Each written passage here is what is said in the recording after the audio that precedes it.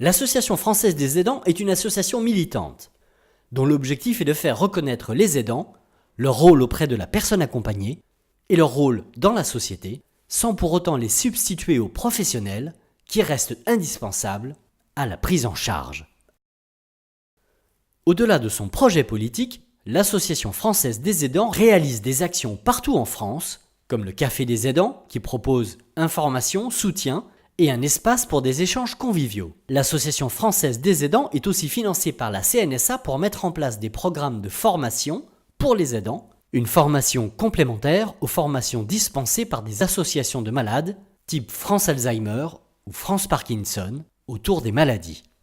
L'objectif, permettre aux aidants de faire le point sur leur rôle, d'identifier les forces et les difficultés, d'étudier ce qui est possible de déléguer et de trouver les ressources pour gérer au mieux la situation.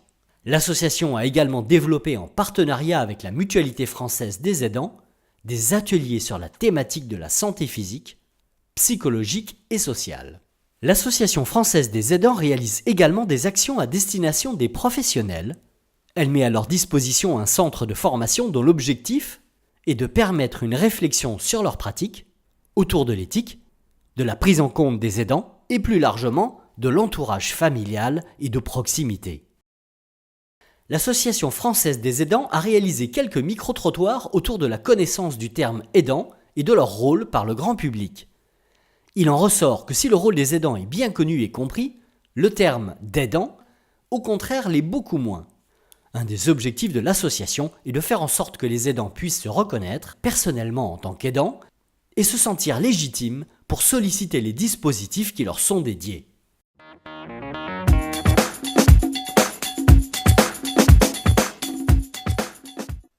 Selon vous, qui sont les aidants ? C'est des personnes qui ont des ressources, qui sacrifient un petit peu pour aider les autres. Je sais pas du tout. Someone who looks after someone. J'imagine plutôt des anges gardiens. Je connais pas. Aidant, oui, qui rend service, qui peut aider les personnes handicapées. Les aides-soignants. Qu'est-ce que c'est que ça? Les aidants, ça doit être normalement la famille, je sais pas. Qui sont les aidants aidés, je sais pas. C'est toutes les personnes de la société qui peuvent aider. Pouvez-vous donner 3 mots que vous associez au rôle d'aidant ? Bonnes actions. Solidarité. Le don. Solidarietà. Disponibilité. Abnegazione. Amore. Patience. Service. Confiance. La compassion, la patience. Disponibilité. Générosité. Sacerdoce. Patience. Intuition. Compassion. Générosité. Partage. Affection. Assistance. Soutien. Et responsabilisation. Kind. De l'écoute et de l'amour. Si vous étiez au pouvoir, que feriez-vous pour les aidants ? Peut-être retirer des impôts à la fin de l'année. Peut-être un statut reconnu ou quelque chose comme ça. A loro volta essere aiutate, avere delle strutture che li aiutano in questo. Jamais la politique pourra... Bien sûr qu'un homme qui aime sa femme ou une mère qui aime son enfant, ça se calcule pas, quoi. C'est naturel. Ouais. Voilà. Et on ne va pas mettre de loi là-dedans. Donc peut-être une aide pas financière mais une facilité par rapport à leur statut de professionnel pour pouvoir aider leurs proches.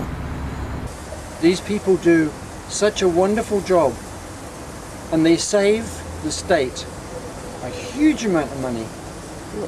And so they should receive something to help them do this job. Un salaire ou une sorte d'aide, puisqu'ils sont obligés pour certains d'abandonner leur boulot. De la formation. C'est toujours un sujet de société, il faut budgétiser des choses et tout ça. Mais aussi le rapport à la famille, à comment on perçoit la vieillesse et la maladie dans nos sociétés.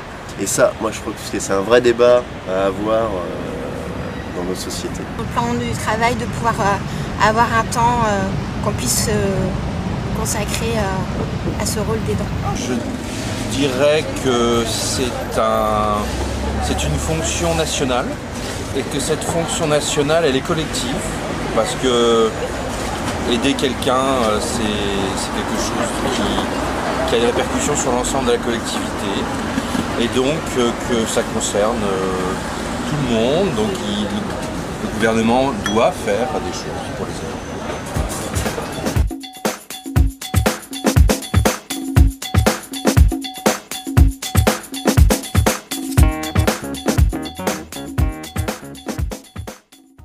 Les dernières études, financées par le ministre de la Santé, portent à plus de 8 millions les proches aidants en France et met en évidence un réel enjeu de société.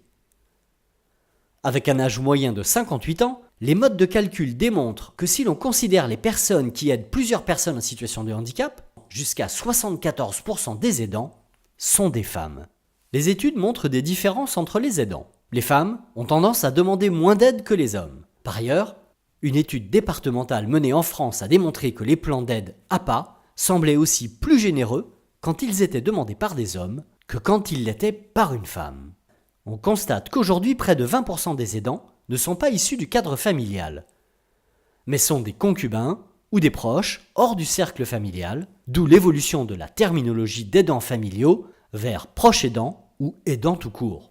Presque 50% des aidants ont un emploi, élément pour lesquels l'Association française des aidants mène un travail de sensibilisation pour qu'elle soit prise en compte dans les futurs projets de loi. L'aide d'un proche n'est évidemment pas une question nouvelle. Cependant, la manière de s'engager auprès d'un proche en situation de handicap a évolué, notamment avec le recours aux intervenants extérieurs spécialisés. L'objectif étant aussi de décharger les aidants de missions techniques qui relèvent de l'intervention de professionnels. Cependant, les aidants demeurent aujourd'hui très lourdement mis à contribution et l'une des questions majeures est aussi de les préserver, d'être ou de devenir la variable d'ajustement budgétaire de la politique publique. S'il n'existe pas aujourd'hui de statut spécifique de l'aidant, plusieurs textes de loi tentent d'apporter une définition. La loi de 2005 fixe des droits spécifiques pour les personnes qui accompagnent un proche en situation de handicap. Et la loi de 2015 relative à l'adaptation de la société au vieillissement crée des droits spécifiques tels que le droit au répit, offrant une aide financière de 500 € aux aidants pour permettre le financement d'accueil de jour ou temporaire. Malheureusement aujourd'hui, ces droits ne concernent encore qu'un panel très limité d'aidants. La Confédération des organisations familiales de l'Union européenne donne aussi une définition qui semble assez en phase avec la réalité du terrain.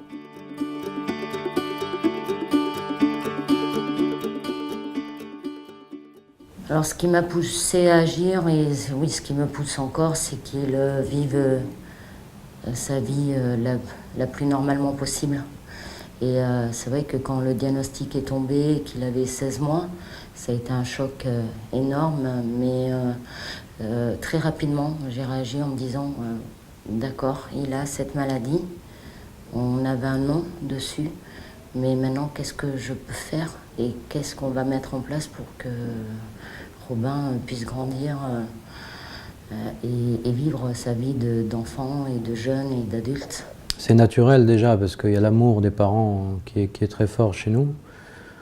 Ensuite, c'est de pouvoir les avoir au maximum avec nous et puis pour pas qu'ils tombent comme ça, c'est l'amour des parents qui ont fait beaucoup pour nous étant jeunes. C'est je dirais comme une obligation, mais naturelle et avec amour de s'occuper des parents.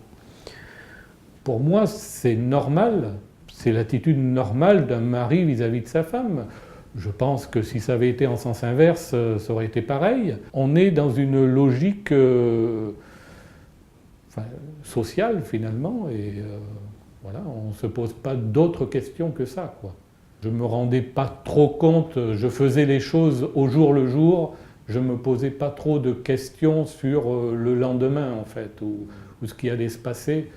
Alors au début, je ne me suis pas du tout considérée comme aidante, hein, parce que Robin tout petit, on est comme tout parent, où on aide son enfant. Et au fur et à mesure, par contre, c'est vrai qu'avec la maladie,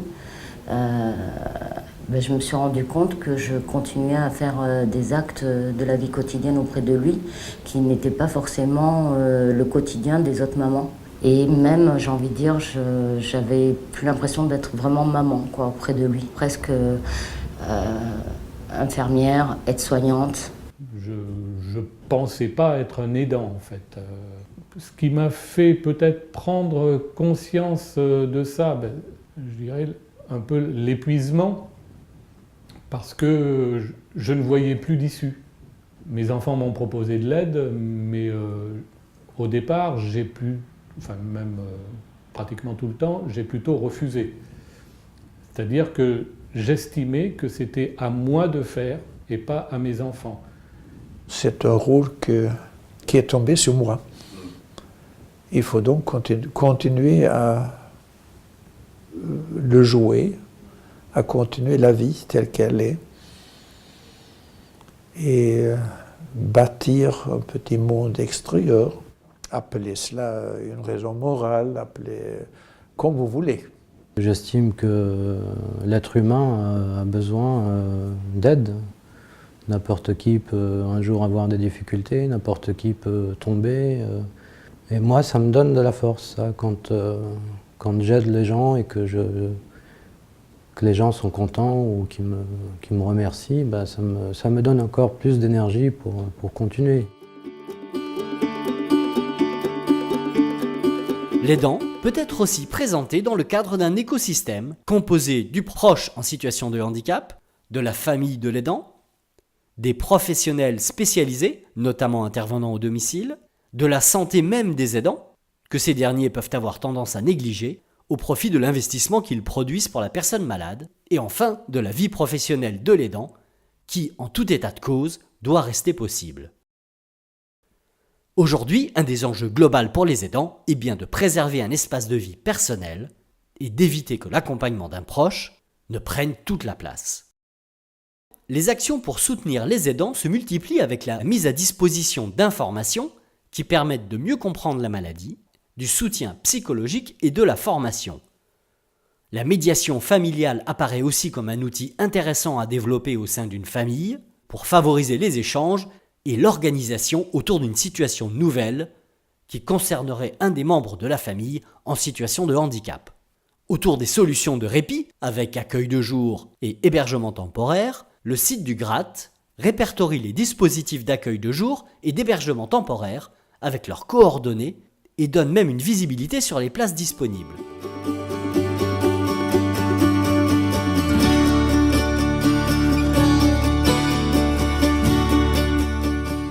Une étude d'impact sur le café des aidants, développée par l'Association française des aidants, démontre que l'échange soutenu entre aidants permet d'obtenir une relation plus apaisée avec leurs proches. Des aidants qui s'autorisent plus facilement à faire appel à des professionnels et à prendre du temps pour leur vie personnelle. Le site de l'Association française des aidants propose un grand nombre d'informations sur les dispositifs à leur destination et des informations sur la législation.